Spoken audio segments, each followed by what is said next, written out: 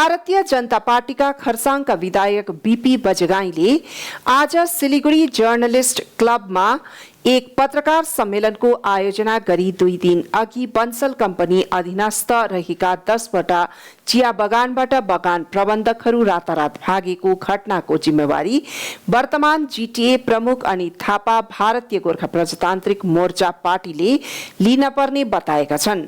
पूजाको मुखमा 10,000 भन्दा अधिक बगान कर्मचारीहरूलाई आपतमा पारी भागेका विरोधमा पहाड़का सम्पूर्ण श्रमिकहरू लगायत पहाड़का विपक्षी राजनैतिक दलहरूका नेताहरू पनि रुष्ट बनेका बताउँदै जनमुक्ति मोर्चा पार्टीका अध्यक्ष विमल गुरुङ लगायत हाम्रा पार्टीका अध्यक्ष अजय एडवर्डले पनि तीव्र निन्दा गरिरहेको जनाएको छ। आज एक विशेष विषय पर मैं आपके सामने सम्मुख हुआ हूँ। आपको मालूम है, पहाड़ में लगभग 4 महीने से संजय बंसल का मालिकाना में जो एक कंपनी है Darjeeling organic T state private limited, जिसको शॉर्ट फॉर्म में हम लोग DOTEPL बोल के जानते हैं, इसमें कुछ विवाद चल रहा था। ये कंपनी श्रमिकों के ऊपर अन्याय कर रहा था, फिनेंशियल अत्याचार कर रहा था। तो शुरू में तो ये किसी को दिखाई नहीं दिया, लेकिन 4 महीने पहले, आज से लगभग 4 महीने पहले 4 जून 2022 को मैं अम्बोटिया चाय बागान गया था। ये अम्बोटिया चाय बागान जाके वहाँ के मैनेजर से मैं मिला था। मेरे साथ तब पहाड़ के एक राजनीतिक दल CPRM के ट्रेड यूनियन के कुछ अधिकारी भी गए थे। उस वक्त ये बंसल कंपनी ने, संजय बंसल ने, इनका 10 चाय बागान है पहाड़ में। पहले 14 था, 4 ये बेच चुके हैं। ये भी इन्हें लीज में दिया गया चाय बागान इस तरह बेचने का इन्हें कोई अधिकार नहीं था, बावजूद इन्होंने 4 चाय बागान बेच चुके हैं। बंगाल के लेबर मिनिस्टर श्री बेचाराम मन्ना जी से मिला, उनसे 10 मिनट बातें की, एक चिट्ठी दिया इस मामले पर, और 2 फोर्टनाइट का पैसा उन्होंने वहीं से फ़ोन करके मालिक को खुलवाने के लिए कहा। तो इस तरह उस वक्त 2 फोर्टनाइट का पैसा श्रमिकों को मिला था। बावजूद इसके बाद भी वहाँ पर ये वित्तीय अनियमितताएं कंटिन्यू रहा, और मैंने ये सिचुएशन क्या है इसको समझने की, इसके गहराई तक जाने की कोशिश की। जब मैं गहराई में गया तो मुझे कुछ बातें पता चली। ये 2015 में पश्चिम बंगाल सरकार ने संजय बंसल को ये कंपनी चलाने के लिए दिया। तब पश्चिम बंगाल सरकार ने MOU में लिखा था कि हम श्रमिकों के ऊपर कोई अन्याय अत्याचार होने नहीं देंगे। ये लिखा गया था। उस वक्त तत्कालीन मंत्री पार्थ चटर्जी का बयान भी हमारे पास है। ये रिट्रेंचमेंट, जो इकोनॉमिक डिफिकल्टी कहा जाता है, जिसको रिट्रेंचमेंट ऑफ वर्कर्स होने नहीं देंगे, ये बंगाल सरकार का उस वक्त का दावा था। और 31 करोड़ में उन्होंने ये चाय बागान संजय बंसल को दिया था।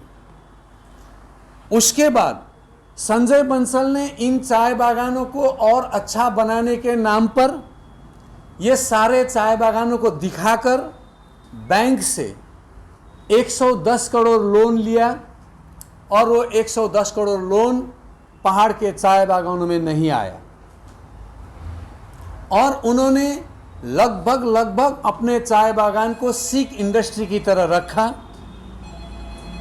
रखने के बाद फिर इन्होंने ये चाय बागान को इकोनॉमिकली उठाने के लिए, ये चाय बागान को अच्छा बनाने के नाम पर विदेशी लगानीकर्ता से 400 करोड़ रुपया लिया।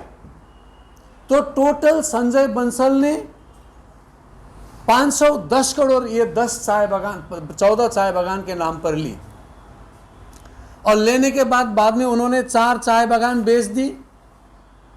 4 चाय बागान बेचने के बाद उन्होंने ही फिर अब नहीं बेचने के लिए फिर इस तरह का नोटिस भी निकाला, खुद बेचते हैं, खुद मना करते हैं। ये एक नाटक चला चाय कंपनी के मालिक का, ये अखबार में छपा हुआ नोटिस है। और मैंने जब इसके ऊपर गहन से अध्ययन किया तब पता चला संजय बंसल ने उस टाइम पर जब 110 करोड़ लोन लिया, उसके बाद ये मेरे पास लिस्ट है, 14 नया कंपनी खोला। उस कंपनी के CIN DIN नंबर सभी यहां पर है। सभी की मैनेजिंग डायरेक्टर संजय प्रकाश बंसल है। बहुत रकम की है, इसमें चाय से रिलेटेड मतलब नॉन रिलेटेड भी है। और जैसे अब एक देखिए सेवोक टावर प्राइवेट लिमिटेड, इसमें चाय का क्या भूमिका रहेगा?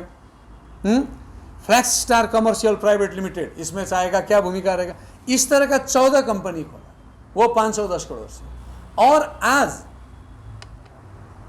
पूजा के मुंह पर नवरात्र चल रहा है, बागान में मजदूरों का हालत इकोनॉमिकली बहुत वीक है, उन लोगों के पास पैसा आने का दूसरा जरिया नहीं है, उनके पास खाने के तक के पैसे नहीं है, क्योंकि कई फोर्टनाइट से उनको डेली वेजेस भी नहीं मिला है। ये बोनस तो बहुत दूर की बात, कल रात बंसल कंपनी के 10 मैनेजर रातों रात बागान छोड़ के भाग गए। उनमें से एक मैनेजर को मुंडा में लोगों ने पकड़ के रखा। अब इसमें श्रमिकों के साथ जो अन्याय हुआ है, इस अन्याय को ठीक कैसे किया जा सकता है? मैं यहां बैठ के एक विधायक होने के तौर पर बयान दे सकता हूं, संजय बंसल को दोष दे सकता हूं। सरकार ने इसमें नहीं देखा। मेरे बताने के बावजूद मैंने बताया था सरकार को, मैंने डीएम से जाके भी ये बात कहा था। ये जो मैं अभी आपको बता रहा हूं, मैंने डीएम साहब से भी बात की थी। मैंने दार्जिलिंग में डीएम को बताया था, आप अकेले एक लीडर अनित थापा जी और उनके पार्टी के ट्रेड यूनियन के साथ, सिर्फ एक ट्रेड यूनियन के साथ आप बैठक कर रहे हैं इस इशू पर। पहाड़ में और भी नेता हैं, पहाड़ में और भी जनप्रतिनिधि है, पहाड़ में और भी लेबर यूनियन है, आप उसको क्यों नहीं बुला रहे हैं? ये अकेले करना ठीक नहीं है, मैंने डीएम को कहा था।